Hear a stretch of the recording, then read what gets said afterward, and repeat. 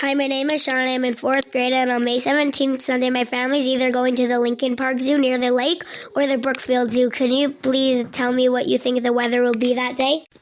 Shani, it is so great to meet you. Welcome to the show, Shani. A 4th grader with a big zoo decision to make. And a connection to the weather world, too. We absolutely love that you reached out. Sunday, May 17th is actually the perfect day to talk about. Because it is right in the middle of this big shift. Exactly. It's when that western ridge finally arrives in Chicago. So, Shani, if you go to Lincoln Park Zoo, you're right by the lake. And that matters because Lake Michigan is like a giant refrigerator. Even if it's 80 degrees England, the lake stays chilly. At Lincoln Park, you might feel a cool breeze off the water.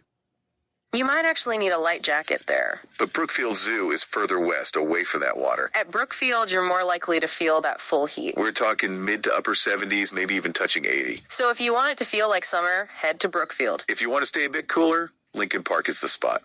Just remember to tell your mom, Rebecca, to check the wind. If the wind is from the east, Lincoln Park will be much cooler. This is exactly what we were just starting to unpack. The difference between a frost advisory today and a zoo day next week. Shani, thanks for joining us. Stick around for the details. We were just saying how Minneapolis had to scrape frost today. It's Friday, May 8th, and it feels like we're back in March. But like we told Shani, the weather apps show a total flip. Exactly. In just over a week, you'll be feeling that warmth. It is absolute atmospheric whiplash. We're diving into the mechanics of why this shift is happening. It tells a huge story about how our atmosphere functions. We'll see why the warmth took so long to get here. And how geography changes the experience for each city. Right now, we're stuck in a cold holding pattern. But the data shows the pressure is really building up. A structural change is coming around May 16th. Let's look at what is directly overhead right now. The Chicago Weather Office mentioned expansive upper-level cyclonic flow. That sounds intense, but it's just a giant spinning top. A spinning top of cold air parked right over us. By a low-pressure system sitting in Bay. That's way up in Canada, hundreds of miles away. But those high-altitude winds steer everything down at the surface. So it's literally scooping the cold air toward us. It's an atmospheric traffic jam, or an Omega block. I think of it like a heavy rubber stopper in a drain. That's perfect. It's a stopper made of dense, sinking air. So the warm air from the south just can't get through. It hits that invisible mountain of cold air and gets rejected. But the forecast says the stopper moves east this Sunday. The Hudson Bay Low finally loses its grip on the region. And that opens up the real estate for the heat to move in. A massive ridge from the west is ready to sweep through. The Climate Prediction Center sees a huge signal for warbs. They're calling for a 70% chance of unseasonable heat.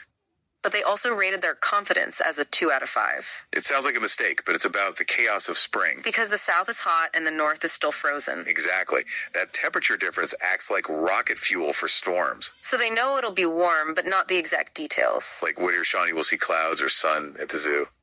Minneapolis gets the most extreme version of this flip. They go from frost today to the 80s by next weekend. That's because they have no mountains or oceans to block it. They are completely exposed to both the heat and the cold. Then there's Chicago, which Shani asked us about. It's a fringe city because of that cold Lake Michigan water. Even in a heat wave, the lake keeps its own refrigerated bubble. That's why Lincoln Park Zoo feels different than Brookfield Zoo. To get real heat in Chicago, you need a south-southwest wind. Anything from the east brings that chilly lake air right in. St. Louis is the hinge for this entire weather shift. They are closer to the warm air and the Gulf moisture.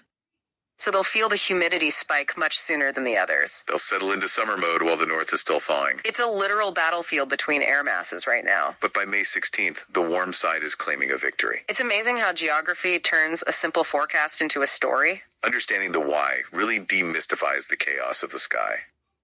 We'll have to see if summer is truly here to stay. Or if some cold snap is hiding up in the Arctic. Keep an eye on those flags after the 18th to find out. Thanks for listening, and Shani, have a great time at the zoo.